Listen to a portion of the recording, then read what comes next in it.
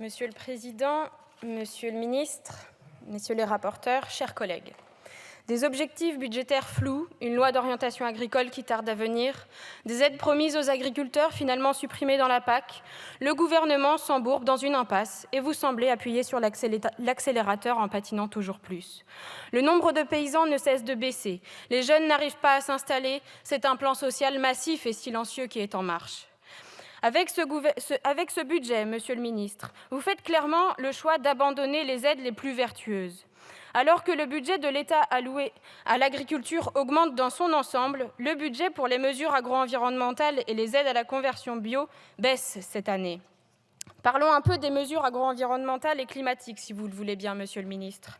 Vous tentez de justifier cette baisse par un enfumage technique qui ne convainc personne.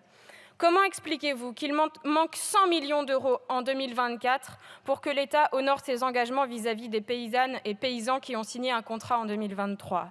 Lors de l'entrée en vigueur de la nouvelle politique agricole commune, en début d'année, ils se sont engagés par milliers dans la transition agroécologique grâce au MAEC.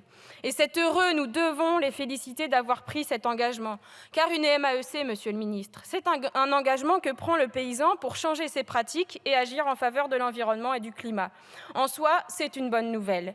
Et en retour, nous, la communauté nationale, nous nous engageons à rémunérer cet effort. Or, nous avons appris cet été que l'État sera incapable d'honorer sa part du contrat. Si vous cherchiez à casser davantage la confiance entre l'État et le monde agricole, c'est réussi, Monsieur le Ministre.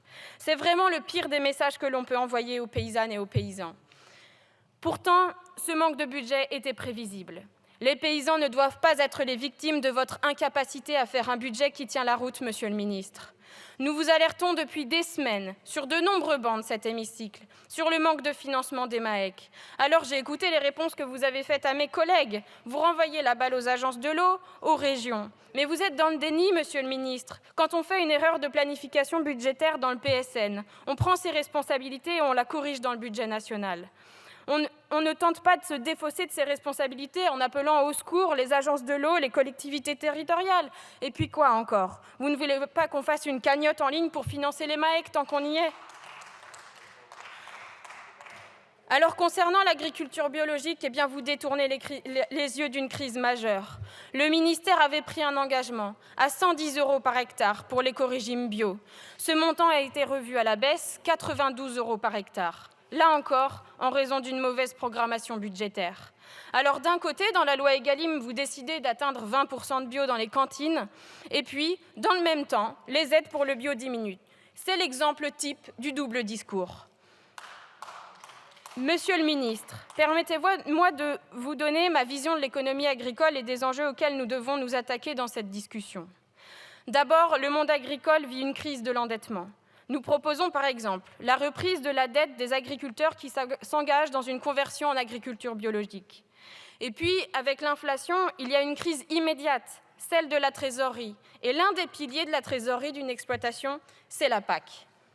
Monsieur le Ministre, les agriculteurs ont fait des budgets prévisionnels en se basant sur les montants estimés par la PAC transmis par vos services. Alors maintenant, il faut tenir parole. Vous nous croyez incapables de faire un compromis, incapables de voter votre budget? Eh bien, je vais vous donner un scoop, Monsieur le Ministre. Nous voterons votre budget, à condition que vous mettiez les 100 millions d'euros sur la table pour les MAEC. 100 millions, pas un de moins, c'est notre prix. En fait, ce n'est pas tant notre prix que le montant que vous devez mettre sur la table pour restaurer la confiance désormais rompue entre vous et les paysans qui se sont engagés pour préserver l'environnement et le climat. Je vous remercie.